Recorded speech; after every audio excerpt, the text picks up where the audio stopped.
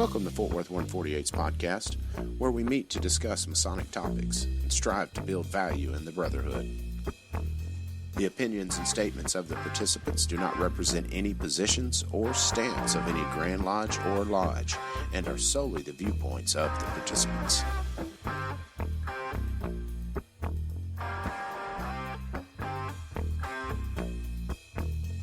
Welcome back to the podcast, brothers. This is Rhit Moore, past master of Fort Worth 148.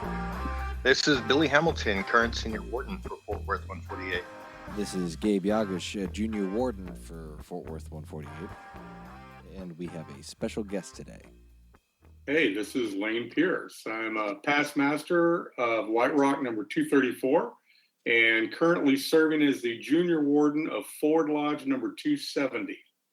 I'm also on the Masonic Education Services Committee for the Grand Lodge of Texas, and I'm the program administrator for the York Rite Leadership Program. Thanks for inviting me, guys. Cool. Thanks for being awesome on. to have you. Thank you for joining us. And from what I understand, we'll have Abby slip in the back door here in a minute. So that's why he's not being introduced. And I will roll right into the NPR moment and just make it quick and easy. If you haven't subscribed to the podcast yet, please do.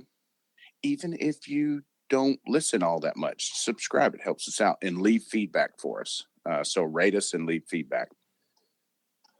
And then contact us if you got any questions. You know, catch us at Grand Lodge too and ask us directly. We always love direct reviews, especially good ones. So do we have a discussion question today, Rhit? Let's see. I'm looking at these. Did you guys add these or did I add these? I think you added these, Rhit. I don't know. Rhit, I'll ask you then. Rhit, can an entered apprentice receive a Masonic burial? It seems like we went over that, but yes, they can. Absolutely, they can. You find that in Grand Lodge law. I think it is even mentioned in the monitor, but they are a Mason. They're a brother. And I bring that up because so many, even older brothers, their families don't know their wishes when it comes to Masonic funerals and last rites. And so the family's kind of left to make that decision. And that's so tough. You know what I mean? It's already a tough enough situation. So if you want one, let them know. If you don't, let them know. You know, get the funeral kind of in order for your family to where they don't have to deal with that stuff. There's a couple of good templates too online that I found when I was doing research when I wrote about the Knight Templar burial for the Knight Templar magazine. If you go online, there are a couple of planning guides that can be put together, and they're already pre-printed. You just fill in the blanks, right? And just make sure that your loved ones have copies. Some of the Masonic Service Bureau websites, I think, have them. You'd be surprised. Some of the funeral homes actually have specific Masonic planning guides as well. There's a lot of good resources out there. So you don't have to, try and think what you want to have done on the top of your head. And it's a good, easy way to make sure that you can have that conversation early, because if you pass away and no one knows about it, quite simply, the lodge or whatever Masonic body you want to have a service from, they're just going to simply follow the wishes of the family. Mm-hmm. So, if you want it, should. Right. Yeah. If you want it done, make sure you talk to your family in advance. No one likes to talk about death, but that's, kind of one of the lessons that we hit home over and over again in Masonic rituals is, that one day we're going to shuffle off this mortal coil, and we need to be concerned about the legacy that we leave behind. From the moment you were born, you began to die. Yes, I love that. Mm-hmm. That Coffin in the cradle. Hey guys, something that you and the listeners may not be aware of, but in the Grand Lodge of Texas leadership training program that's done by the Masonic Education Services Committee, We've got a program. There's a year 1 and year 2 program for the guys, and there's also a program for the ladies. So those of you that are senior deacons, junior wardens, senior wardens that are coming to leadership, be sure you sign up your ladies and bring them. In the ladies program, one of the things that we do is we talk about a Masonic funeral service. And we also give them a Masonic funeral guide and encourage them to sit down with their Mason and to drag them kicking and screaming through it. So they, the wives and widows, understand what it is that our brother wants. And they can then tell us so that we can conduct the funeral service in the appropriate way. So to the question, yes, entered apprentices and fellow crafts, they are members of the craft and are entitled to Masonic burial services, as are unaffiliated Masons with the Worshipful Master's permission. So there's one in there about suspended members as well for NPD, non-payment of dues. There's a caveat for master's discretion as well, because, if you've got a brother's family requesting the last rites, barring he got expelled or something, there's more than likely some wiggle room to make that happen. Absolutely. And So- while we were talking, I just did a quick look in the law book. It's Article 359 is to whom Masonic burial services can be extended.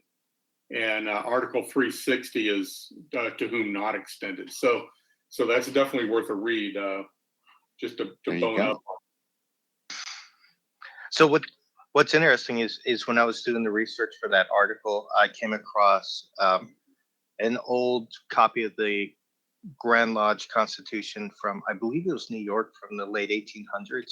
And in there was a list of Masonic offenses. And one of them was if a son who was a brother had a father who was suspended or expelled, that if he put Masonic symbols on his headstone, it was actually in quotes, a grave offense.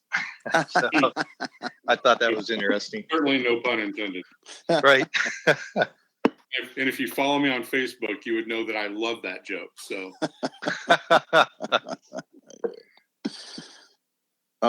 so let's see. The next one on here is I am or I know a brother who has not been active and moved from the area, from his mother lodge, but's getting the itch again.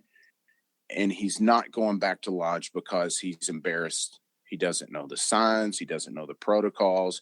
So when this brother reaches out to you, how does that conversation go for you? Well, I'll dive in first. There you go. I've actually had this experience a couple of times. Last year, I was the secretary for White Rock Lodge, and I made it my mission to call and verbally contact every single member on our list. And I got through most of them. But there were actually 2 members that I reached out to, and they had this exact situation. It was, I love Masonry. I'd love to get active again, but I don't know. I know enough to get in the door. Mm-hmm. And I told him, I said, well, brother, we just want to know you're a Mason. We're not trying to keep you out. And I told him, I said, so let's do this. Come have dinner. And as soon as you walk in the door, you ask for me. And, I'll get with you, and we'll just make sure everything's on the square, and we'll go through the signs and the words. Mm-hmm. And we did that before lodge, in the anteroom. And in the second case, the other brother, we actually met for lunch, and we visited and kind of got him reacclimated. I guess the key here is to throw them a lifeline, make yourself that chain, that means by which they can move back into the lodge. I had the same scenario where a brother came up back to lodge, and he's same thing. He wasn't even going to come in. He's a member of our lodge, and he wasn't even going to come in because he didn't know the protocol. I said, hey, let's go back in this room. We verified all the information because he was before our time. Nobody knew who he was. Yeah. But we verified him, made sure he was legit. And, I took him back in the back room where it's private for about 5 minutes, and he came out a whole different guy. He started putting on his apron. He didn't even say a word. He was going to lodge after that. So it can be as simple as that. Throwing in the caveat that they're out of state, maybe you might actually, as secretary or somebody that can vouch for him, go through proper protocol to contact a lodge in his area and say, hey, this guy's going to come visit. I can vouch for him, which that should go through Grand Lodges. So don't just email the lodge directly, but you could help him, you know what I mean? Ease his transition back into lodge. Well, and if you remember, it was about 3 or 4 years ago. I was that guy, right? I just showed up. I didn't remember any of the grips or any of the passwords. And I just showed up one day, and man, I felt terrible, like I was less of a Mason because I didn't remember that. But I had stepped away because of my oldest son, right? And it took, because at the time he was having some health problems, and so I ended up going NPD, and it took quite a while. I mean, you guys know the story about it, but yeah, I was that guy, and man, you feel terrible, but it was fantastic once I was able to actually get everything from the Grand Lodge of Oklahoma that said I was legitimate, and to actually be able to sit and lodge again. That first night, I was so nervous, right? I wanted to leave because I'm like, I'm going to mess up. I'm going to look like a fool. But I am so glad that I actually did it. And, it doesn't take too long before it starts coming back to you. It's true. Riding a bike, isn't it? Yeah. And next thing you know, you could help somebody back in the craft that'll be hosting a podcast. Right. There you go. Guys, I think one of the keys there is as Masons to remember to remain externally focused, more especially on those brothers whom we don't have a connection with, and work to build a connection with every single brother. That way they've got that lifeline, if you will, back into the lodge. They can feel comfortable, knowing that they're there and they belong there, as opposed to, they're an outsider trying to find a place to fit in. Yeah. No, and I think you also hit the nail on the head with, the examination process is to keep Cowans out. But if this guy's a Mason, you know what I mean, and we have all the inclination to believe he is, you're going to try to get him in those doors. Mm-hmm. That examination process, it shouldn't be made to, embarrass somebody, I should say. Agreed. Yeah, it should work, but we're not out to embarrass anybody. So I'm ready to roll into personal questions. I didn't even realize there was such a list of discussion questions. That sounds good to me. So, Lane, can you tell us a little bit about yourself outside of the Masonic lens? Sure. I'm not real sure exactly what to tell, but I'm a grandfather. Got a couple of great grandkids that live just 0.8 of a mile away from us. And that's joy. I'll tell you something, especially for you younger guys out there. Grandbabies are your reward for not killing your kids. Just remember that. I like to do some woodworking. My wife and I, we live in Pilot Point, Texas, which is just north of Dallas. We're about halfway between Dallas and the Oklahoma state line. And it's a small community. We absolutely love it out here. We are involved in the local community theater. My wife is up at the theater tonight practicing for a show that they're going to put on. They open tomorrow. And I build sets and, help them do the tech stuff and whatnot.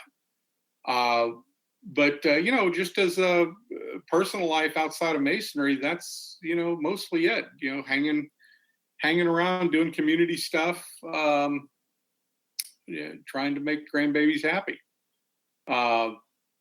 Masonically speaking, you know, I'm deeply involved in the education aspect of Freemasonry.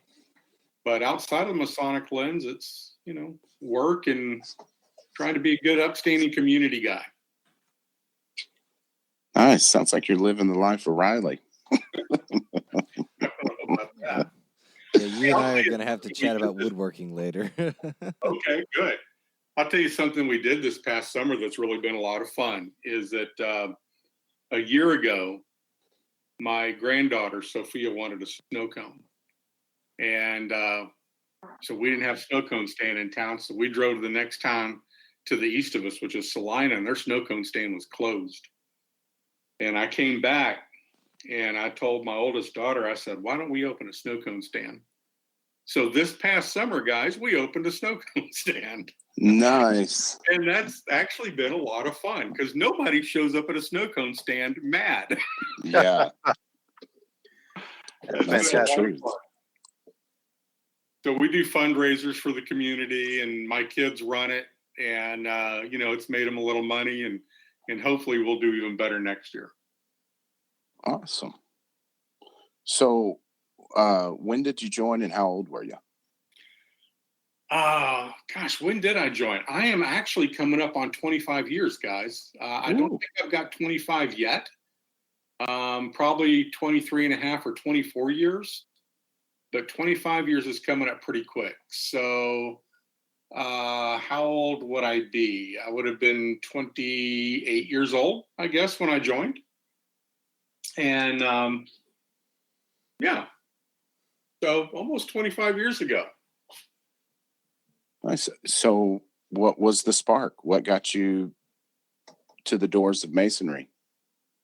You know, that's really a harder question to answer. I don't know what the spark was, but I could tell you what the catalyst was. At the time, I was living in Plano, and I was going through the local newspaper. You know, I don't even remember what it was called, just a little Plano-oriented newspaper. And I came across this little ad, wasn't but maybe 1 inch by 2 inches inside. And it says, Plano Masonic Lodge meets on the, I think it was at the time, the third Thursday at 7:30 p.m. And it happened to be the third Thursday of the month. And it had a phone number there. And for some reason, I was inspired to call. Now, the only thing that I knew about Freemasonry was that my uncle was a Mason. And his name is Pat, Uncle Pat. And he lives down in Centerville. He's still a member of the Centerville Masonic Lodge. And my uncle, guys, when I was born, my father had died before I was born. So I grew up with my uncle and my maternal grandfather being my father figures. And the thing that I always could rely on was the kindness of my uncle. He was the most honest, most honorable, nicest man. And I'd like to think that I've modeled myself as a man after him. But I knew of Masonry only in that my uncle was a Mason. And if he was a Mason, then it must be pretty good. So I saw this article. Like I said, it was just a little bitty advertisement. And it was that Thursday night. And for no good reason whatsoever, I picked up the telephone. I dialed that phone number. And a fella answered the phone, who I later learned was a guy named Al Drew. And he picked up the phone and he said, Plano Masonic Lodge. And I guess I probably just stammered for just a second. And I said, my name's Lane Pearson. I want to know about the Masons. And he chuckled a little bit and he said, well, what do you want to know? And I remember saying, hell, man, I don't know enough to ask a question. And that's what Al did. He chuckled and he said, well, give me your number and I'll have somebody call you. And the very next day, a fellow named David Starr called me. And he asked if he could come visit me. And I said, sure. And he came over and he talked to me about Freemasonry. And he explained to me what it was. And the last thing that he did before leaving was he left me a book. And I don't remember the title of the book right now, but it was actually about the history of the Templars. And he left, and with the comment, we'll see you later. Come have dinner at the lodge. And I remember thinking, to me, books are very important. And for a guy to leave me a book and he didn't even know me, was a sign of trust. And so that also committed me to go into the lodge to return the book. Yeah. So the next Thursday, I went up and had dinner with them. These guys at the time, and I think they still do, they met every single Thursday night for a dinner, a full dinner. And Al Drew cooked dinner every week. And the dinner was great. I mean, it was a robust dinner, meatloaf and mashed potatoes and biscuits and the obligatory green bean, cake and ice cream. It was the whole lot. And so I went up that next week, and I met a whole host of guys there. Eddie Brown was the master of the lodge at the time. Buddy Luttrell, I think, was the senior or junior warden. Just a bunch of guys. A fellow named Harry Powell, Tiny Powell, was secretary of the lodge, and he's since passed.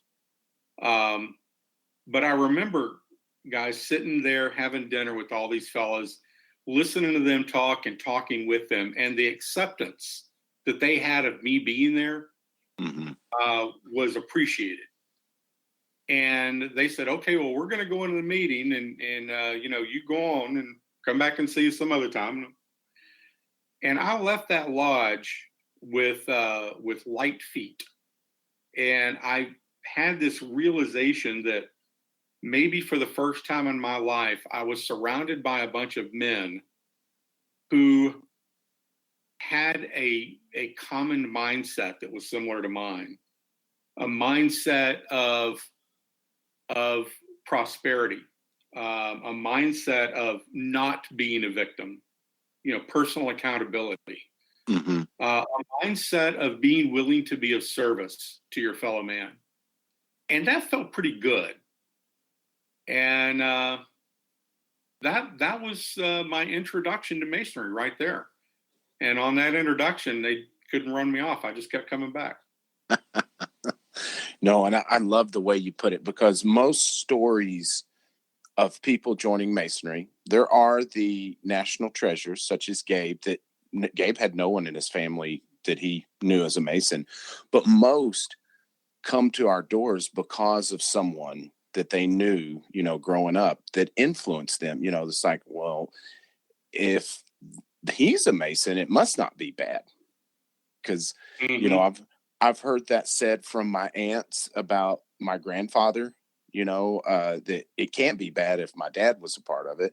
And, I had an uncle that was a Mason that profoundly affected me and what Masonry was, and ultimately joined because, my dad and grandpa and all those guys were. But that's our best recruiting tool. And that's what I love about the law that we can't ask, because that highlights the fact that we have to show, we have to act. We're not out just saying, hey, we've got this stuff. We're showing people. And that's our best way to recruit new members. I agree. Now, I got to tell you guys the rest of that story.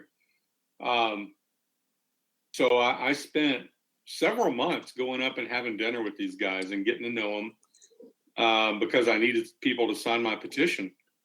And I never talked to my uncle about it until I got my petition together, and I wanted to put him down as a recommender. And so I called my uncle up. And remember, this is the guy that I honor and revere as a symbol of manhood, right? And so I called him up and I said, Uncle Pat, I got something to tell you. He said, okay. And I said, well, I've decided to join the Masonic Lodge. And there was this long pause. And he said, well, I hope you can stand up to it. Ooh, I love it. And boy, I got real nervous all of a sudden. But Man. it was a very inspirational thing for him to say to me. Yeah, I love that. That's part of the initiatic process. Get you a little rattled a little bit. Yeah. So, what's kept you engaged in Masonry after you joined for all these years? Gosh, two things really. Number one, the opportunity to be of service.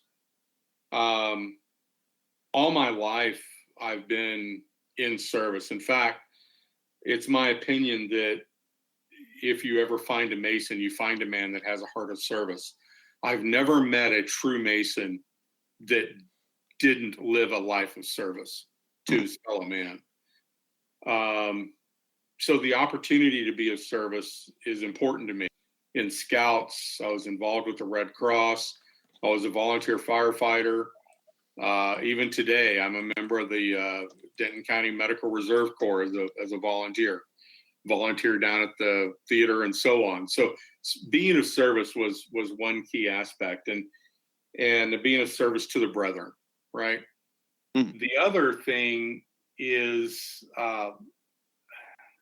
just the opportunity to create those relationships, and to really get to know a man and have an opportunity to engage with them such that you can experience life through another lens.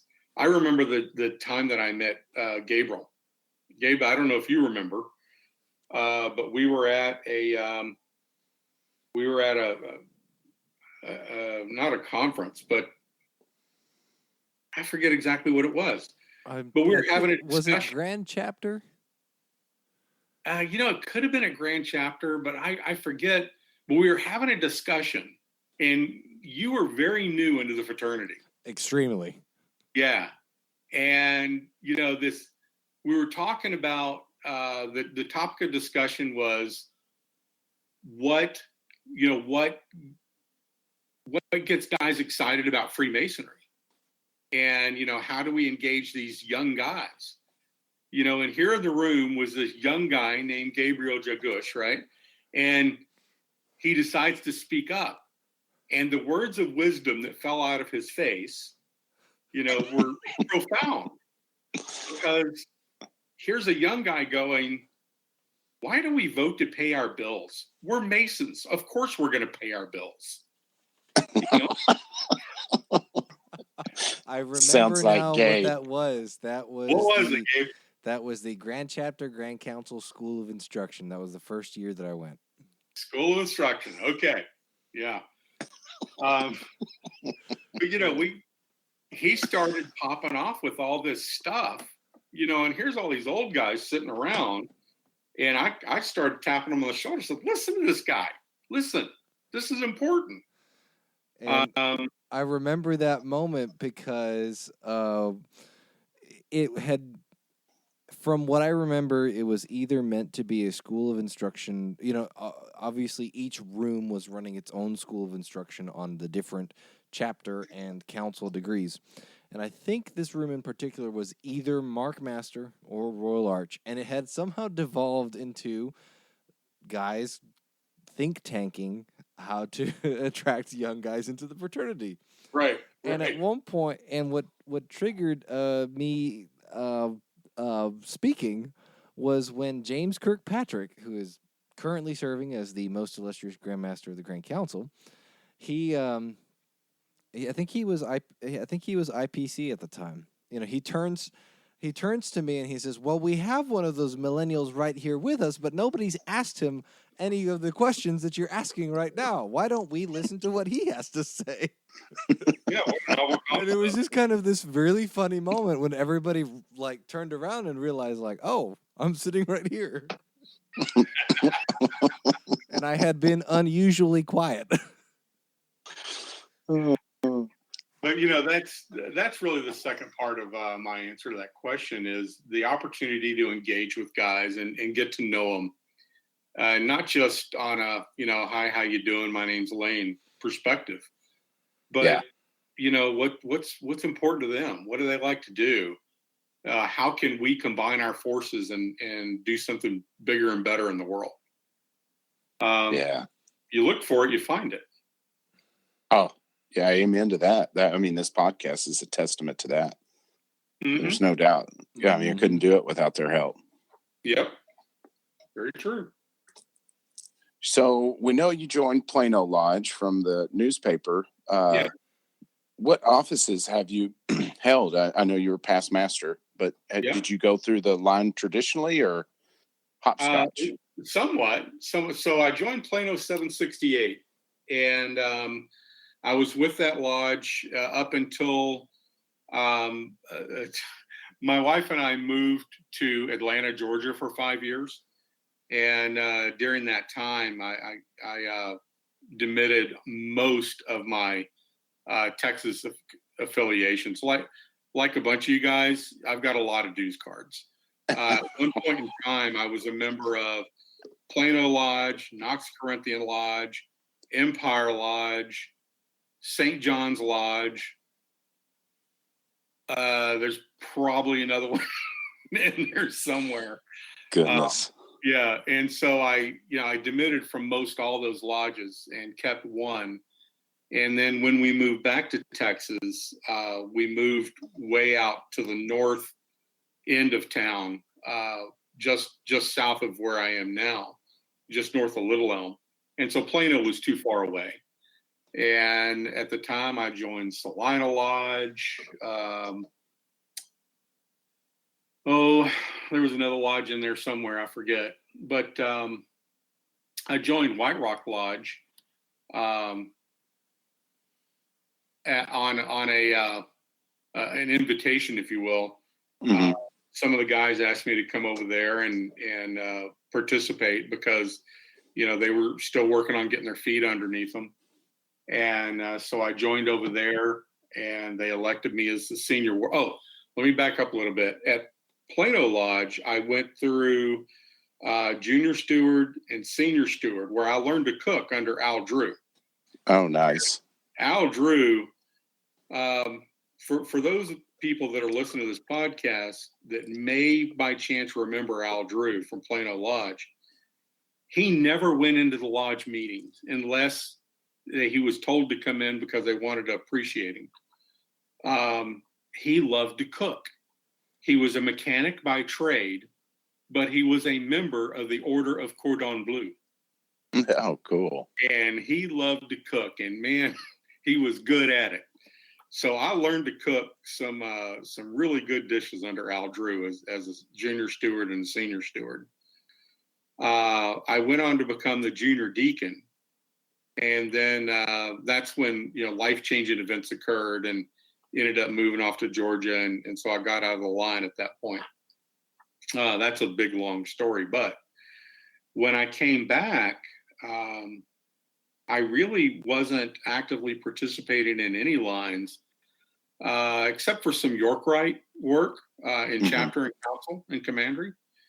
But then when I went to White Rock is when I became senior warden and then subsequently the master of the lodge. Nice. So you went from junior deacon to senior warden to worshipful master. Yeah, as the lineage goes, that would be about right. There you go. What year was that you got elected senior warden? I guess worshipful master. I'd have to pull up my electronic file on my Masonic history. I couldn't even begin to tell you. It had to have been 7 years ago. Yeah, because up until recently, really, it was, because I went from junior steward, senior deacon to senior warden. And in those times, it was just like, we need you. It's almost, we don't have a choice kind of thing. Yeah. And Rhit, that's an important thing and an important topic to consider. I'm junior warden at Ford Lodge now. when I came over to Ford Lodge, they elected me they appointed me, excuse me. I'll get my terminology right. They appointed me as a senior deacon. And I think I was filling in or I replaced somebody, I forget. But then I was elected to junior warden. And in a lot of my York Rite organizations, we've got guys that are having to rehash their way back through the line. Yeah. And I think that's something important that especially those of us that are past masters need to consider doing is putting ourselves back in the rotation and helping to create the time and the opportunity for newer guys so they can go through the chairs and learn the parts, learn how to govern and administer a lodge. We've got to be ready to do that again. No, I'm with you, because there's nothing like a little time steeping in lodge culture and everything to really get the feel for it. Because I'd been a Mason 4 years before I was master, and I knew I wasn't ready then. And I'll still tell you today, I wish I had another 4 years before it. I would have enjoyed it and been more effective had I had more time. But that just wasn't the case in those days. Well, and in kind of a similar angle to what you're saying about pasts needing to be willing to rehash, what I'd like to see become more commonplace, and I don't know if I want to see it become the norm, but I wouldn't mind it if it became the norm, is to see masters serve multiple years as their term. Where, hey, we don't have enough guys ready yet. That's okay. I'll just take a second or third year as master.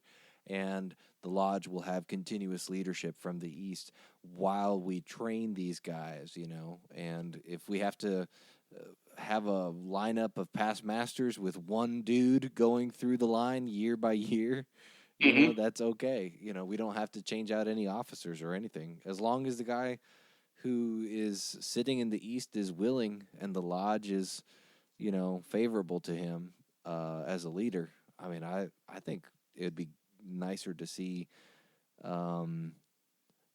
consecutive terms for masters instead of us trying to scramble down and hunt down some poor new guy. No, I agree with you. I absolutely agree with you. Everybody's going to enjoy it more. Yeah, agreed. And the key to making that work, guys, is we've got to do some planning. Most masters are planning for the next meeting, and they should have been planning for the year. Yeah. If they're planning for the next meeting. But we've got to do some planning, and we've got to also take the burden off the master of the lodge. And here's what I mean by that. A lot of guys, by the time they become master of the lodge and they complete their term, they're Masonically burned out because 3, 5, or 7 years only to get to this exalted chair called the East. And then all of a sudden, because they haven't been taught the skills, they're not necessarily natural born leaders, and they're responsible for everything. They all of a sudden think that they have to do everything. Yeah. And so they just freak themselves out and they burn themselves out by trying to be the guy that organizes and plans everything. And we've got to, us old past masters got to get together and tell them, stop doing that. That's not your job. Appoint a committee, and take responsibilities off of them. No, and if the lodge doesn't want to do it and help, then maybe they shouldn't be doing it right now.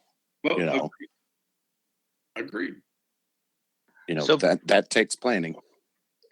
Right. And one of the bits of advice I've always remembered, I'm trying to keep in mind for next year, should tradition prevail and I assume the East, is I remember one of the older past masters of our lodge had told me that you have to spend time planning your year as worshipful master, because that's the only time you have to really drive your calendar. Because once you assume the office, the calendar drives you. You kind of lose most of your input. So you're no longer planning, you're reacting. Yes. Yeah. And I guarantee you, for every man that's been sitting in the East, at some point during the year, there's going to be some crisis that comes up that you're going to have to respond to. Yeah, And that's yeah, and at the leadership training that I do for Grand Lodge, one of my tasks that I do is I do the risk assessment portion. And I come in and I tell all these guys that are the elected officers of the lodge the cold, hard truth. You men are fiduciaries of your lodge. Mm. You are in all ways financially and legally liable for that lodge and the health of it. So if you don't file your Form 990 and the lodge loses its tax exempt status, guess who the IRS is going to come to? They're going to come to you. yeah. You guys are, I mean, this is a corporation and you are the officers and you are in every way responsible personally. So dereliction of duty, it will get you in trouble. Yeah, it could get you in bigger trouble than we realize, because it does seem like just, almost like a thing you just go through as Masons. But, like you said, you're on the hot seat if things go wrong. That's right. And not just from the brethren, but from the government too. Yeah. This is a lot of guys walk in thinking this is the He-Man Woman Haters Club and Spanky's the president. I love it. It's a little more complicated than that. Yes, for sure. So what do you see as the biggest strengths and weaknesses of our fraternity in Texas? In Texas specifically, I can answer the question, but I don't think it's unique to Texas. I think it's systemic in Masonry in general. Okay. Our biggest strength is that we encourage and inculcate the notion of free thinking, and free thinking with a grounded support structure beneath it. So not just stupid thinking, but free thinking grounded in faith, grounded in belief in a supreme being, belief in the immortality of the soul, and things of that nature. What that does is that creates an opportunity to be responsive and to be dynamic in an ever-changing world. It, in all ways, I am of the opinion that it mimics and mirrors the entire notion of how the nation of the United States of America was founded. Indeed, we know that it was founded, and the founding of it was greatly influenced by Freemasons. And that idea of free thinking is so important to our identity as a nation. It has allowed us to grow and become the greatest nation on the planet. That is also a strength of Freemasonry. As far as a weakness of Freemasonry, I think there's kind of two. And I'm going to say this with as much love and affection as possible. Yeah, it is a loaded question. Yeah. The first is that we cheapen Freemasonry. Yeah. We pay insufficient dues. We try to hobble along. We want a healthy body, but yet we're not willing to pay for the medicine. It boggles my mind that Freemasonry is as cheap as it is. Now, I know some guys may listen to this and they go, but I'm on a fixed income. Okay, I understand. We're here to help. We're not going to reduce the value of Freemasonry because we don't want to reduce what you get out of it. We want the body to be healthy. But if you need help, we're going to help you because you're our brother, and that's what we do. No, and go ahead. I would even go further in the cheap. that we're giving it away too cheap, in the same sense of the way your uncle told you, I hope you can stand up to it. Mm-hmm. You knew from that moment you were getting into something serious that was not trifling and wasn't on the cheap side of life. But today, when the new candidates walk in, we're like, oh, George Washington was a Mason. You're going to love it. We do this, we do that for charity. And we're trying to sell guys on it like, like we're desperate almost. And that feels cheap. It does. Even if dues are high at a lodge, if you're not setting that high bar that makes someone feels like they're getting in a luxury car as opposed to, a used one, we're cheapening it. Yep. Because the dues are certainly a factor in it, but there's so much more when it comes to cheapening in my mind. Yeah, it's the dues and it's the letting things slide by and the begging, pleading, and we cheapen it in many, many, many ways. Oh yeah, one of my favorites is you'll see a train wreck degree, and it happens to all of us. I'm not picking on anybody, but afterwards you'll see 5 or 6 guys go up, great degree. It's like, that wasn't a good degree, Let's be honest.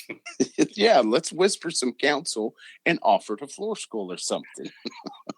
Don't be mean, but we got to hold each other accountable. That's so important, what you just said. We really need to hold each other accountable. And to the other side of that same coin, when a brother comes to us from a place of his heart to hold us accountable, we need to be willing to receive that counsel. Yeah, that's a good point. Because being offended by it. Yeah, that's hard. Because it's going to sting. It will sting, no matter how good he is at it, putting it across. Mm-hmm. It's going to sting. And it should, if you're trying to do a good job. If it doesn't sting, then you got other problems, but you're right. You've got to accept that and internalize it and how you get better. Yep. Agreed. The other weakness of our fraternity is, and this kind of goes along with the cheapening aspect, is we put too many guys in the East because it's their turn. Ooh, yes. And I love my brothers, but not everybody's cut out to be in the East. Maybe in time, but if they don't belong in the administrator's role, then they shouldn't be in the role, because you harm the body when you do that. Yeah. And oftentimes guys get elected because nobody wants to hurt their feelings. And it shouldn't be about hurting feelings. It should be about running an organization. Yeah. Effectively. And just prepare them for it. I think we're all in agreement here. Yeah, there's no doubt. And even as you mentioned earlier, 9 times out of 10, those are the guys that get done in the East and never come back. I've heard it referred to as past master's disease, but they weren't ready. Mm-hmm. And we did that to them as their brothers. We propped them up to fail. And with a little bit of planning and foresight, that could have been avoided. And in 3 years, he'd have been the best master and loved being a past master afterwards. Mm-hmm. You were spot on. And I love what you said. We need to own that. We prop them up. We set them up to fail. Yeah. And we should have never put them in that position to begin with. No, because if we're doing those chairs right, not only will our lodge be healthy, but we'll be pumping out real leaders into the community. They have been truly baptized by fire in lodge. Now you're speaking my language about making leaders. Right. So one thing I talk to people a lot about are Masonic escalators, right? Because you get on the bottom stairs, you don't even have to do any work. You just stand there, don't do anything. Before you know it, you're up at the top. So we need to break those escalators and start making people take the stairs, right? Yeah. If you want to get to that level, you better start working. Yeah. Because it should be an acknowledgement of, what, you've acted the part of the leader. And so we have acknowledged that you are, a leader in our lodge and we've elected you as such.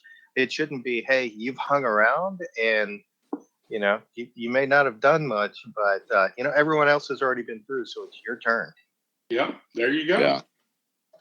So how can we best affect that, guys? I've got my opinion, but Billy, you brought it up. What do you think's the best way to break that escalator and make them walk the stairs? Well, it comes down to, we have to be willing to have those difficult conversations, right? And just like was mentioned just a couple of seconds ago, right? We don't want to hurt anyone's feelings and risk losing a member. But we need to be honest and talk it over, especially as senior officers and past masters, and really kind of evaluate, right? Does this person have what it takes to lead our organization? Are they right on the cusp, and maybe there's something we can do to help, improve their skill set and, make them into the leader that we need. But, one bad leader can have an impact on the body that lasts for years. True. So you don't want to have someone in there who's just going to drive everyone away, and have your attendance just suffer because it's either bad ritual or bad leadership, or, it's a terrible attitude or what have you. So I think we need to be willing to make that assessment. And then if we want that position, we need to be willing to do a self-assessment and be striving to learn the skills that we feel are going to benefit our members, that are going to help us when we do achieve those positions. So I think the primary thing here is honesty about those around us, as well as honesty about ourselves. Mm-hmm. The one thing that I would add to that is we need to begin to inculcate a tradition in the lodge of maybe I'm not saying this right. We need to set expectations in the lodge for what does it take to be elected a junior warden? What does it take to be elected a senior warden? And not just the stuff that's in the Grand Lodge law. You need to hold a C certificate and do this and that. And, no. Yeah. What do we expect as members of our lodge, the junior warden, to be able to do? And not that you get into that position to learn how to do it, but you know how to do it before you get into the position, while you're learning the next position and so on. Yeah. That's got to come from the culture of the lodge itself. No, and I think that goes back, because for me, it boils down to planning. Because how can you hold somebody accountable to something if there's no plan? Agreed. So, you got to have a plan. You've got to have the accountability to follow back with that plan. And, that's a two-way street. Well, and that is a fair point too. If it's like they don't know what's expected of them, if you don't sit down, because say you do have that guy who's always run the lodge, right? You have a secretary who's always done everything that the master should have been doing, and he really keeps the lodge going. You can't blame a new guy if he comes in and it's like, oh, well, Bob always took care of that. So, he doesn't even know exactly what the expectation is there for his office. Yep. That's exactly right. That's what's so important about officer duties, mission and vision statement, all that kind of stuff that creates that culture in your lodge, to where when a guy says, yeah, I think I want to be junior warden, he has a real good idea of what's going to be expected of him. Otherwise, anybody could do it if there's no expectation. Absolutely. I guess that's why I'm so big on teaching the leadership training stuff. I'm on the Education Services Committee for Grand Lodge, where we do the leadership training. But then I also administer the leadership and training program that's run by the Grain Encampment, Knights Templar United States of America, for all of York Rite. And that's pretty exciting too, because we turn out a lot of good leaders out of that training program. Well, I love the segue. We'll just jump right into that because that's our first subject question is concerning that York Rite Leadership Training. So, what's the purpose? Why was it created? Well, fundamentally, the belief from the Grand Encampment is that there's not a problem that cannot be solved with good leadership. So, if we produce good leaders, then whatever problems that we may encounter in our fraternity, whether it be membership or anything else, good leaders will remedy those problems. That's really the purpose for the training. I like that because there's always going to be problems, right? Oh, sure. Yeah. We say that Freemasonry takes a good man and make them better. How do we do that?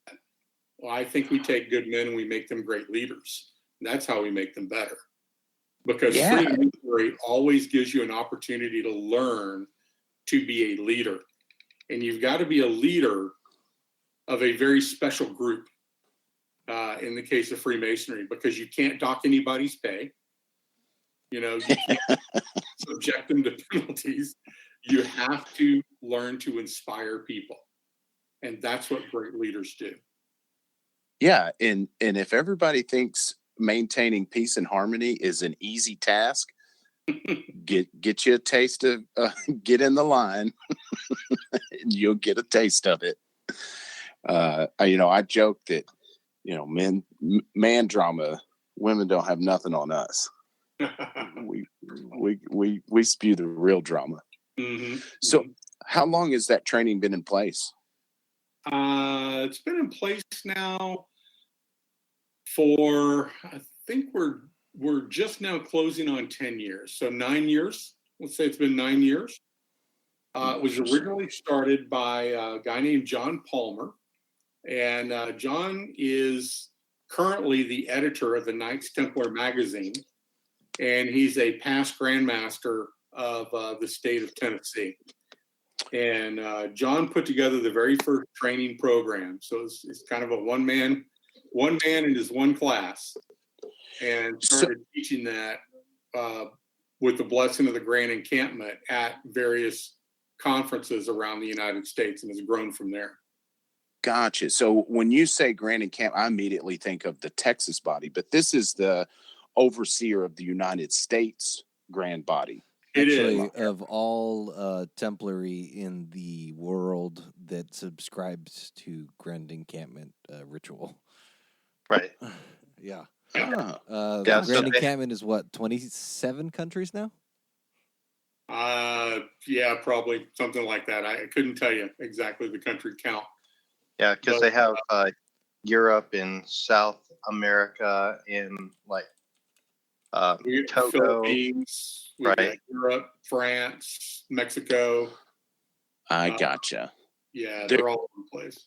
They're doing the same ritual kind of thing under the auspice of Grand Encampment. Okay, I'll follow you because I'm just so used to the Blue Lodge structure where it's like state and it stops there. Nobody tells another state what to do, kind of thing. Yeah, that's true. Silly Rhit. As you move up in the chain of York Rite, you get into chapter and council. In chapter and council, Texas has a grand chapter and the grand council. And some other states do as well, but most of the other states subscribe to a national organization called General Grand Chapter, Royal Archmasons International, and General Grand Council of Royal and Select Masters International. We just call them General Grand for short. But the Knights Templar are very unique in that if I am in Texas and I go to Montana, I'm doing the exact same ritual, wearing the same uniform. Everything's the same. I can see the value in that. Yeah. Well, for the most part, I know opening and closing, there are some regional variations for it. Like when I go to Wisconsin, they have like an 8-man opening, which is different than the Texas 9-man opening or the full 18-man opening. But yeah, I believe like the actual orders themselves come from a common pool, and most of it is very similar. The one thing that we can say is pretty much the words are going to be verbatim the same. The movements, however, are slightly different, which confused me very strongly when I was in Oklahoma. But yeah. So, can you give kind of a broad overview of what the training encompasses? Yeah. Is it multi-day or multi-year? For those listening that have been through the Grand Lodge leadership training, what we do here in Texas is we teach you how to administer a lodge. So we go through law, we go through planning, we go through the machinations of Masonry. In the York Rite Leadership Training Program, we teach hardcore raw leadership skills. This is the kind of training that is executive class training. Businesses would pay to send their executives through at $2,000 a head for this kind of training. It's offered in 3 classes. We call them 101, 201, and 401. I'll explain that in a minute. They're offered at each of the department or regional conferences across the United States. So we just recently had the South Central Department Conference where, I saw Billy and Gabe. Rhit, you were there, weren't you? No, not me. Okay. Well, Billy and Gabe were there. Mhm. And we do all 3 classes, and each class is 1 day. So on Saturday from 8 a.m., the class starts, runs to 5 p.m., and it's a very, very full day.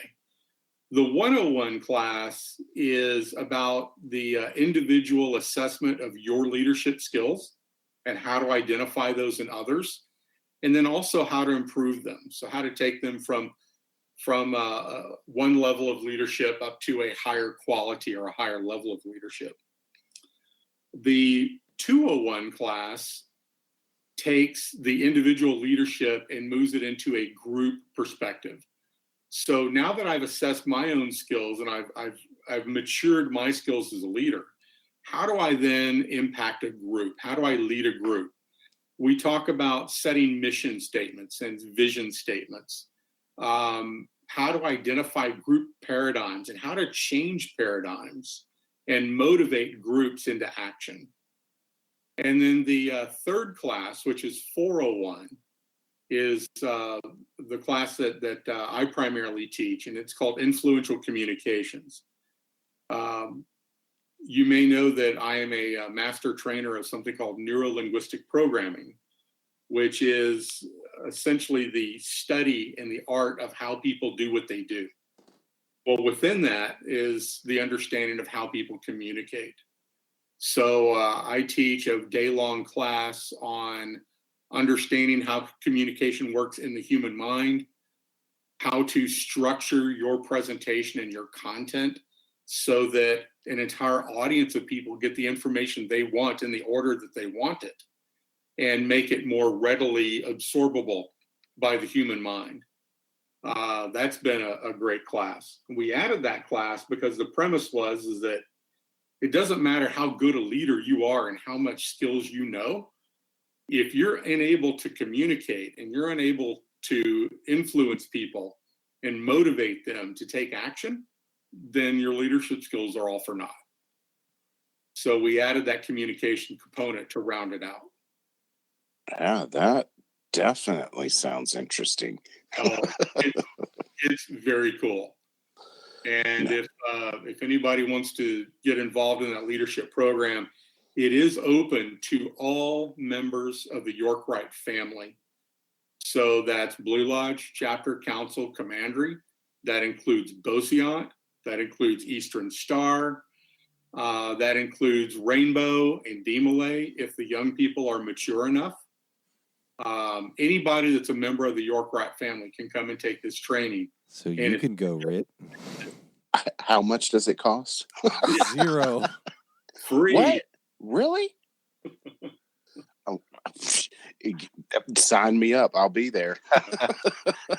The only cost is for, of course, travel, and if you need to lodge, right? Travel, food, lodging. And then for the brother, they need to register for the conference, and that's usually like a $35 or a $45 fee. Yeah. But the conference gets that. The Grand Encampment pays for the training, and anybody that comes and takes the training gets the training for free. And that includes some books that, the first class is 7 Habits of Highly Effective People. The second class is Principle-Centered Leadership. And then the third class is, oh, hey guys, guess what? I published a book. And my book is the text, if you will, for the third class. It's called The Art of the Presentation, available on Amazon.com. Awesome. So the third class, I promised I'd tell you this real quick. The third class used to be called 301, and it was show up at a conference and witness leadership in action and write a paper. And nobody did it, and it really didn't have any teeth. So we deprecated that in favor of 401, but we changed the number so that we can track who did 3 and who did 4. Gotcha. I'll follow you. Yeah. Yep. Interesting. And the third class, actually, so that's the one that Gabriel and I will be taking next. And you know what? You don't have to wait every year. You can actually take all 3 of them in the same year if you travel to 3 different department conferences. But I know I'm really looking forward to the 301 because 101 was fantastic. 201 was pretty good as well. But the 301, I'm really looking for, or 401. Sorry, 401 is I'm really looking forward to. Oh, that sounds it. So it sounds like you and Gabe have the schedules. So don't leave me out when you guys go to that, because I'm starting my journey and through that. That sounds wonderful. Oh, you need to You're gonna come to Kansas with us, and it's gonna be great. See, Rhit, you need to catch up to them. So next year you can to Mobile, Alabama, and get your 101 at the Southeast. And then you can hit South Central and get because that would be Kansas.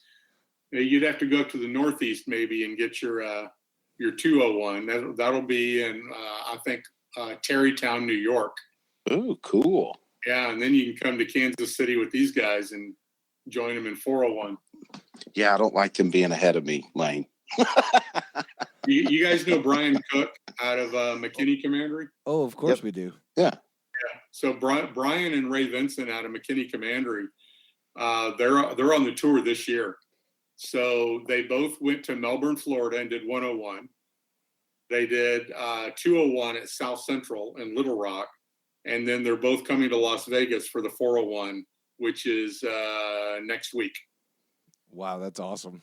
Yeah, so they're banging it out. I'm proud of it. So where would is there a website Grand Encampment has that shows these dates and locations and everything? Yeah, there is. If you go to the Grand Encampment website, the easiest way to do it is just Google Grand Encampment. It pops right up. Click on it. Then in the top line of the many links on that page, you see one that says Department Conferences. And you click on that, and it'll tell you where all the department conferences are. Okay. Now, that said, I am actively working with a fellow named Steve Balke, who's the secretary for General Grand Council. And we are standing up a website portal with registration capabilities for the leadership training class. And hopefully we'll have that done and published by January. And we'll be able to roll that out and make life a lot easier for people getting information and registering for the classes. Oh, cool. Oh, that definitely. And there's not enough leadership training. You know what I mean? We could have it every other day and it wouldn't be enough. It's just something that's constantly evolving. It is. And what's funny is I get these guys, especially when we go to the Mid-Atlantic, which is the Washington, D.C. area. I'll get these guys that come into the training class, even at 101, and they're like, I've got 30 years of military leadership experience, and I just smile and go, we'll keep an open mind. Perhaps you'll learn something. And inevitably, they always walk out going, wow, that was really good. There's a lot of stuff I already knew, but there was some stuff I didn't know. Yeah. Our guys put on some good training. They really did. So I guess to kind of combine these, because these two are kind of the same. So, what do you see guys getting most out of the training? And have you witnessed anything that was like, oh yeah, that's definitely, a byproduct of the training?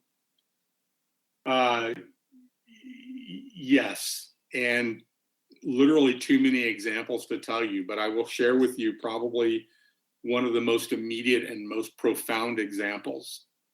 At the end of each class, we ask every member to give us a feedback form.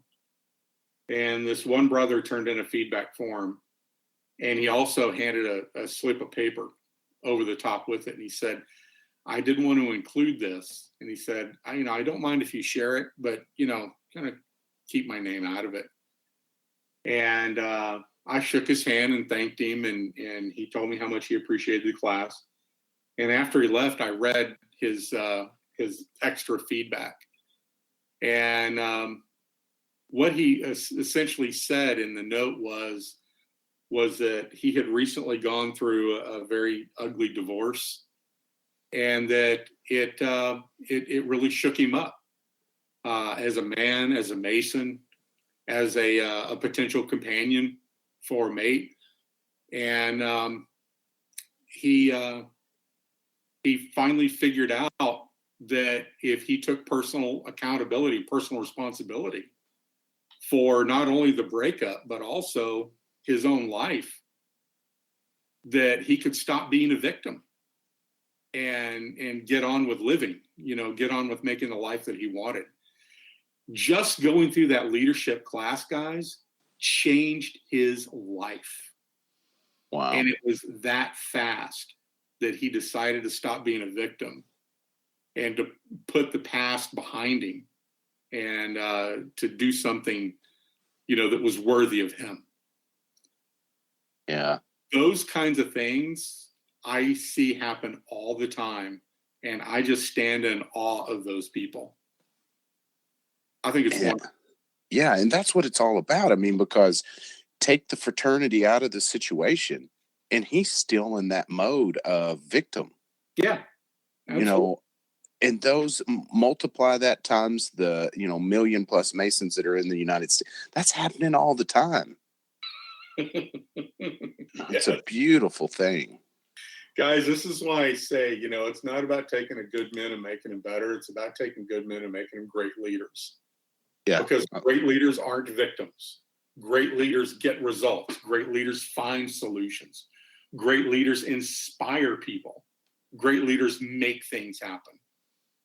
And that's what this leadership program is all about. You've definitely piqued my interest. You will see me there. Come on, brother. You'll enjoy it.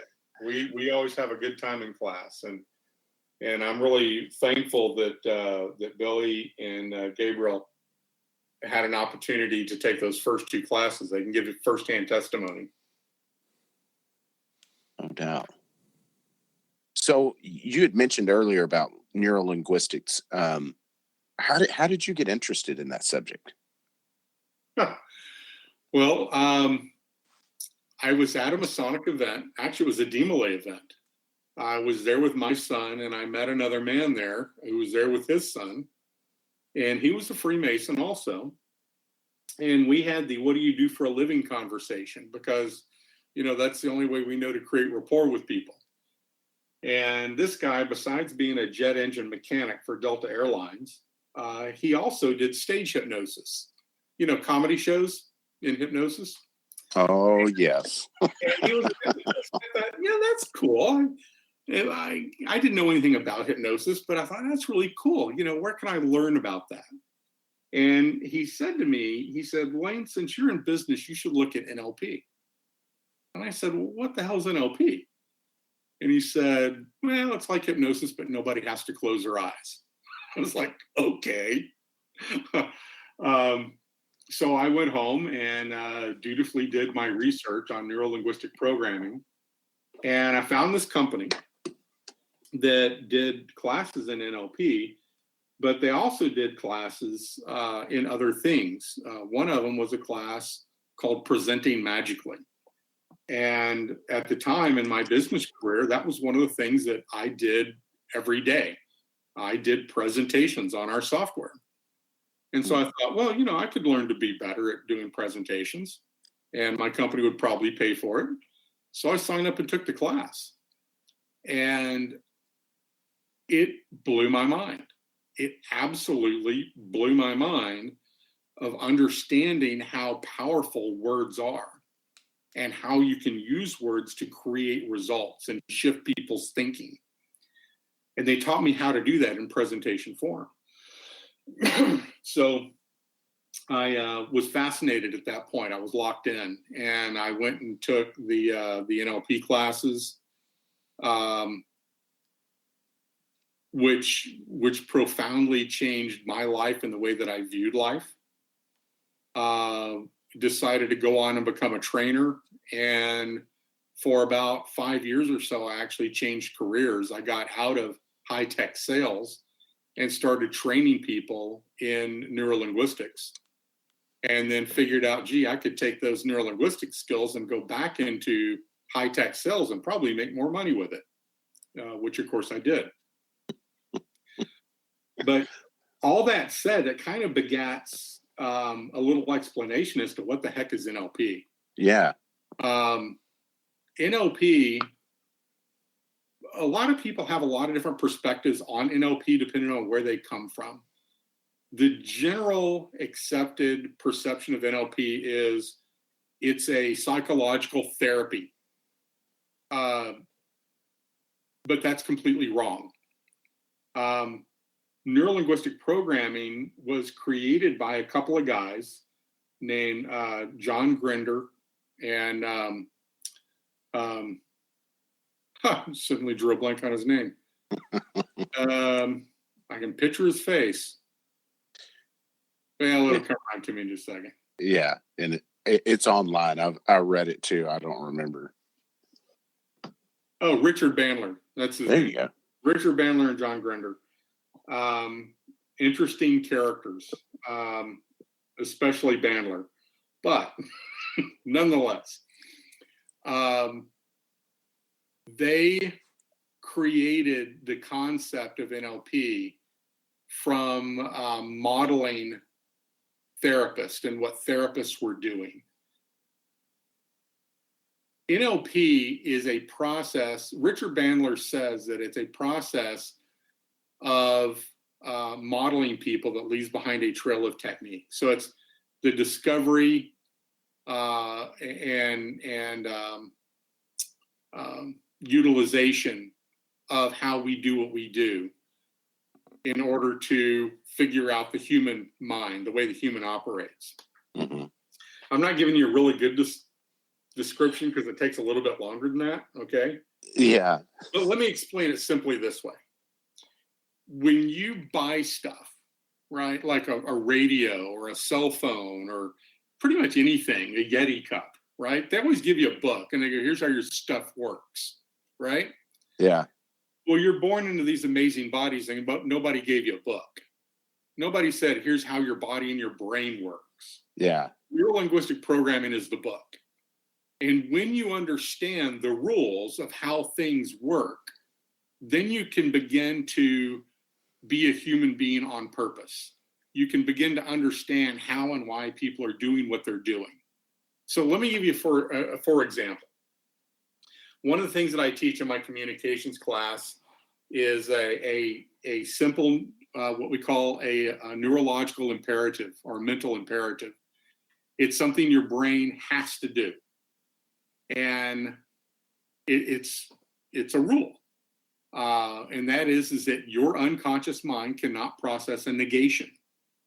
negatives or negations are Boolean, rational, logical brain functions. Your unconscious mind's job is to make meaning. That's all it does.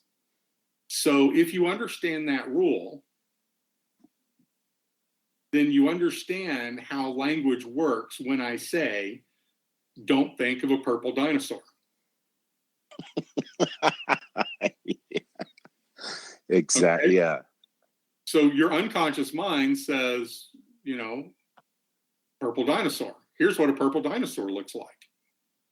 And then the conscious mind applies the negation and says, I'm not supposed to think about that. Right? Yeah. Now, when you get that rule, let's apply it in the context of sales, because I'm in sales. I have heard sales guys go in and tell a prospective customer, listen, I don't want you to think that our solution is complex.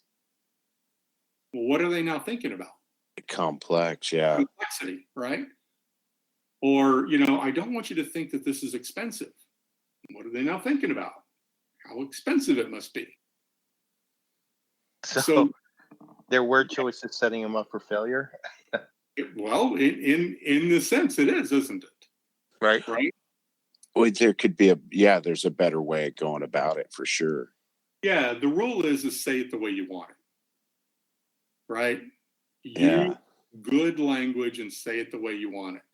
So, Mr. Customer, I want you to see how easy our product is to operate. Mr. Customer, I want you to see how cost effective our product is. Because if you tell them, don't think about it being expensive, don't think about it being complex, those are the rules that they're going to apply to your product.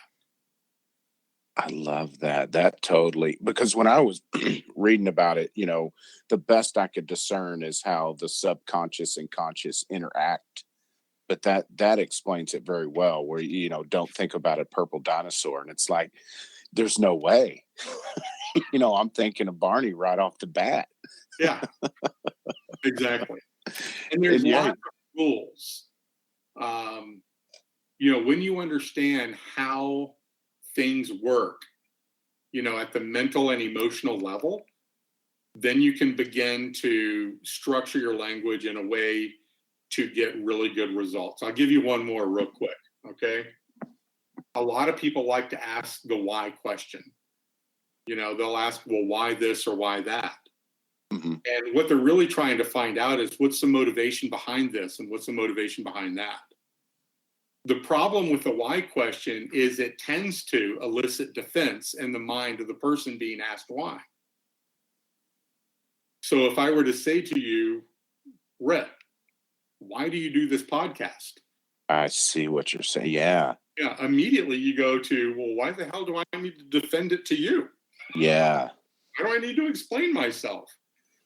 So, just understanding those rules helps you communicate better and literally help move people into a space where they're capable of doing what it is that they dream to do. You're sitting here talking about this, and it makes me, for some reason, think about the DARE program. Billy, you probably remember it as kids. We got the DARE program as Gen Xers on Don't Do Drugs, Just Say No. And it was the biggest failure ever, because the police would come in and show you actual drugs and don't do this drug, don't do that drug. And all we're thinking about in our minds is drugs. Yep. And it was one of the biggest failures ever. Everything, all the use went up afterwards. And it's like, it all goes down to how our brains communicate. Well, the best thing was that they were handing out these pencils that said DARE, don't do drugs. And as you sharpened the pencil, it would go to don't do drugs to do drugs. I remember that. And by the way, guys, only because my children went through the DARE program, all right? I was right. I was one of them. So when it comes to NLP, do you see a connection to that in Freemasonry? I do. And it's quite simply this. Freemasonry teaches you all the skills you need to be in charge of your own mind. And that's what NLP does as well, is it frees you from being a victim and it puts you in control of your life. Freemasonry is the philosophical aspect of it. Neuro-linguistic programming is the practical aspect of it. Yeah, and just from the little description you've given, because symbols, what we teach our lessons with, speak to the subconscious, and then we translate it through the conscious. So it seems like NLP, if you know how that process works even more, how your mind translates that symbol, you're going to get a deeper understanding of those symbols as well. Yes. The fact that we use symbols in Freemasonry is not by accident. Yeah. In fact, one of the greatest works in psychology was written by Carl Jung, and it's called Man and His Symbols. And it talks about how the human mind processes and interprets symbols. You've got the notion of archetypes, and then what I would call, I forget what Jung calls them, but I would call them free-floating or free interpretive symbols. Just the very shape of a symbol will already begin to form its meaning in your own mind. Here's what I mean by that, is that if I show you an octagon, yeah, red, what does that evoke in your mind? Oh, you just had to say octagon and I'll start stopping. Yeah, putting the foot on the brake. Now let's take it to a little bit more of an esoteric level. And since I can't draw for you, I'm just going to have to describe and let you imagine. But let's say you've got two pictures. One of them is a puffy cloud, and one of them is jagged shards of glass. Okay, which symbol is angry? Yeah, Jagged I got you. Glass. Yeah. Right. It's just the shape of it. If you see something that's jagged with sharp edges, that evokes anger. But if you see something rounded and smooth, that evokes calmness or happy, or not anger, if you will. Yeah. So symbols are incredibly powerful. That's the reason why, if you look at all the great avatars in history, Jesus Christ being one of them, he taught in symbols and in parables. He didn't tell you, think this, believe this, but rather gave you a framework upon which to apply beliefs and apply your thinking. Let it speak to you in its own way, kind of thing. Yeah. I love it. That's no doubt. So, and this, when I was reading about this on the internet, it may be outdated, but from what I gathered, the study of NLP's kind of slowed lately. Is that the case, or is it picking up steam again? I would say it's picking up steam, but we have to put a proper frame around it. So neuro-linguistic programming was created in the mid-'70s, really kind of the early 70s, I guess. It came out of Santa Cruz. There was a lot of computer programming was new at the time. There was a lot of drug use at the time. Yeah. And as a result, some of the groundwork of neuro-linguistic programming, while very, very solid, was kind of tainted. And in many ways, it was very strongly tainted by one of the guys that actually created it. Yeah. Richard Bandler. Bandler is an absolutely brilliant person. My undiagnosed or uneducated, unqualified diagnoses, that's what I'm looking for. My unqualified diagnosis is he's crazy as a loon. Yeah, he kind of went the way of Tesla. Yeah, but him in a little bit more of an evil way. He figures himself a reincarnated version of Aleister Crowley. And if you know anything about that, dark magic and can really interesting stuff. But Bandler, no doubt, is a genius, especially when it comes to hypnosis and entrancing people. And in fact, Bandler had a very bad cocaine addiction, and he sounded more like Aleister Crowley all the time. yeah.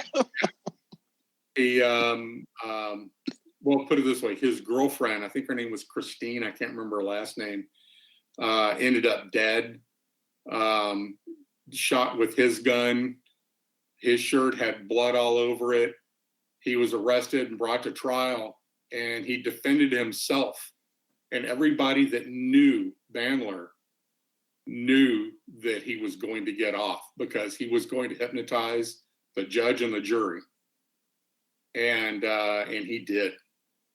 Oh, wow. And he ended up getting off. Every bit of evidence in the world. I mean, it was like, it was OJ guilty. Yeah. You know? Wow.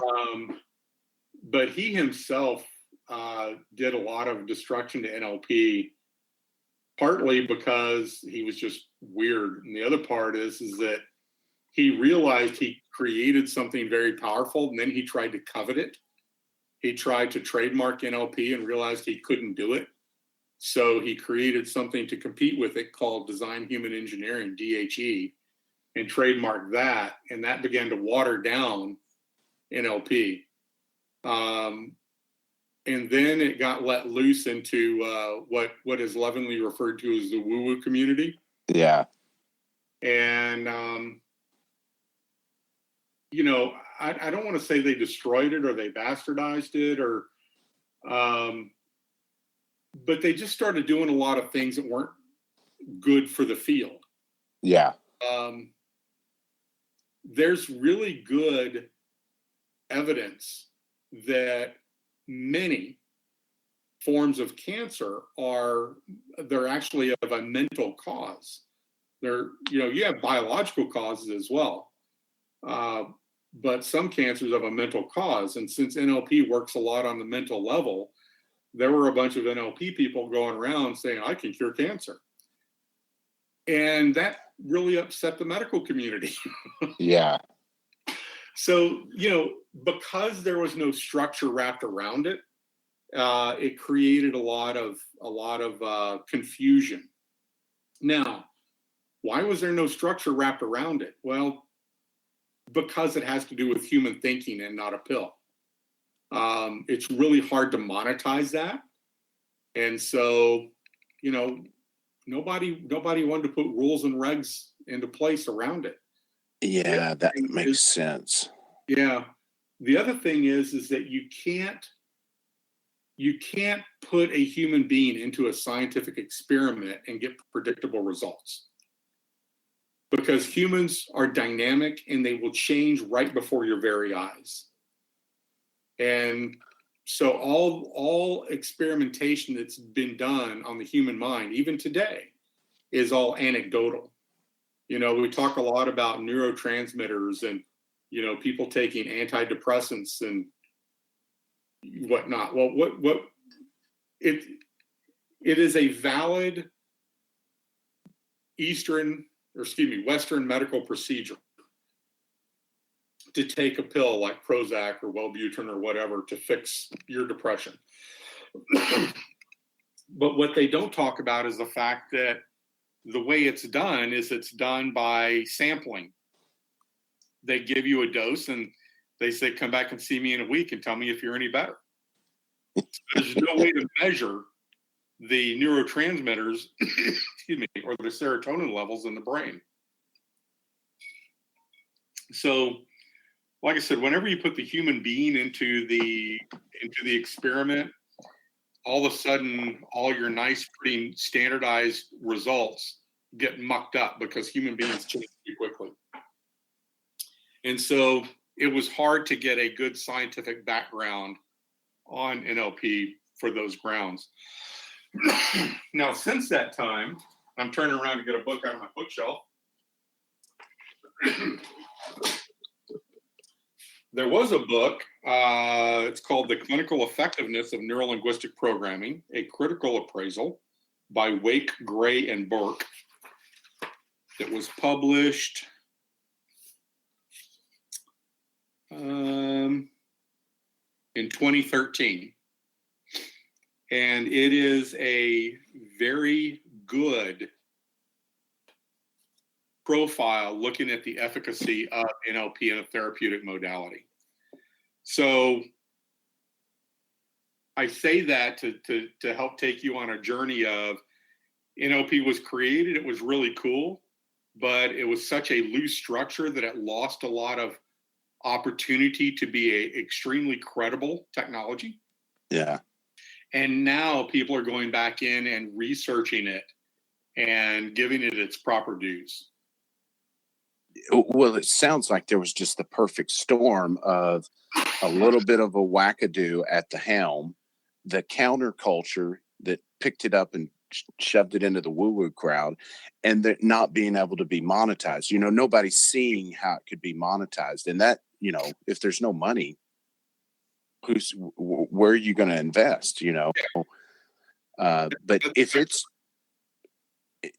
starting to become part of clinical, you know, studies and actual practice with, you know, psychiatrists and psychologists, that's a whole different story. There is a lot of them that are going in and picking it up now. And I'll tell you something, guys, I have seen amazing things happen. I personally know of people that have rid themselves of PTSD like in an instant. Huh. Once they apply the rules of the brain and how they store the trauma, it disappears, right? Yeah. And I know a lady, a nurse up in Canada that was using this technique with the Canadian military boys coming back from Afghanistan with PTSD. She would use this technique, and literally in 30 minutes to no more than 2 hours, they're done. That's powerful stuff. There's a fellow at the VA up here in, I forget if the VA's in Bonham or it's somewhere up there near Bonham. I think it's Bonham. And he's a student of mine. And he uses the technique and works with those guys up there. It's important to understand that NLP is a process and methodology that you can apply or teach another person so they can make the change for themselves. At no point in time can I or you change another person. They have to change themselves. We just teach them techniques. We teach them the way their brain works. And when they get that, then they can make the changes that they want. So what would be a good resource for somebody that's looking to learn more? You know, there's two books that I always recommend. The first one is called NLP for Dummies, right? The Dummies book. It's a really good book. The other one that's a bit more hardcore, it's a smaller book, but it is to me is the epitome of the core of NLP. It's called Magic of NLP Demystified. And the authors on that are Pucelik, Pucelik, and I gotta turn around. For some reason, I'm forgetting names of authors tonight. Lewis. Yeah. Pucelik and Lewis. Lewis. cool. But it really gets down to the nitty gritty of how we process this experience that we call reality.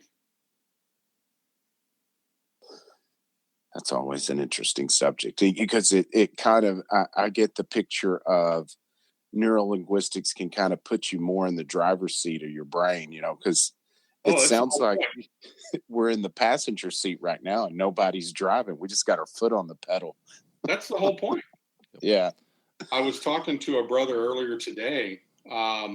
Actually, it's the brother that's in charge of the content for the 201 class. And I told him, I said, I got something I want you to add to 201. It's about values and value systems thinking. And I was explaining to him how values are what we find important. So if I were to ask you what's important to you about Freemasonry, there's some things that would pop up in your mind. And those are your values for Freemasonry. Which, by the way, if you want to solve the membership problem, you have to give people what they value. Yeah. Then they'll keep coming back. Okay. Yeah. So I was explaining to him that values, a collection of values, form beliefs, and then your values and beliefs around a particular subject form your attitudes. So if you have a value of Freemasonry, you say, well, my value is to learn something new, to understand esoteric philosophical ideas, to have companionship, to be of service. Those are my values around Freemasonry, okay? And then if in those values, my experience tells me, let me say this over. If my experience doesn't satisfy those values, in other words, I'm not having companionship. So, I show up at a lodge and nobody knows me and they all cloister together and eat their dinner and I'm sitting there by myself, right? Yeah. That's not companionship. If everybody talks about how expensive college is and nobody's talking about why the ruffians move anti-clockwise and everybody else move clockwise, okay, that's not appealing to my esoteric need for learning. So if my experience doesn't match my values, then I begin to form a belief. And the belief is that maybe the belief would be Freemasonry is for people that just want to get together and complain. So then what does that translate into attitude? I don't want to be here anymore. Yeah. Right? And I was explaining that to this brother and he was like, yeah, I get it. I understand how we can apply that to leadership. It is literally like a mathematical equation, experience plus value equals beliefs. So sum of your attitude. So are values and value systems the most immediate application of neuro-linguistic programming to Masonic leadership, or is there a more direct application? The more direct application is what I teach in 401, and that is how to communicate. Dang it. Yeah. Hashtag spoilers. Hashtag spoilers. And hey, there's room for you in Vegas. Come on, baby. Oh, that sounds pretty good. Nice. Well, way. You guys got anything else for Lane before we do quote of the week? That's it. That was my question. No, it's been a great conversation. Oh, wonderful. I've enjoyed it, guys. And if you can't tell, I mean, I could go on and talk for, 2 weeks. No, it sounds like we need to have you back on just for neuro-linguistics. That is such an interesting topic. I would like to read up on it a little more and definitely have a better conversation about that. Okay, well, I gave you the references: Freemasonry for Dummies and Magic of NLP Demystified. Those are the two books that don't presuppose you already know something. Yeah, and that's what I need. Okay, so quote of the week. It's not a Mason, so it's quote of the week, but I thought it was very fitting and one of my favorite authors. Everything can be taken from a man but one thing, the last of the human freedoms, to choose one's attitude in any given set of circumstances, to choose one's own way. And that was by Viktor Frankl. He was he wrote Man's Search for Meaning and was a survivor of Auschwitz concentration camp. That is so profound, especially when you know more about the story of him going through Auschwitz and how he came to this understanding.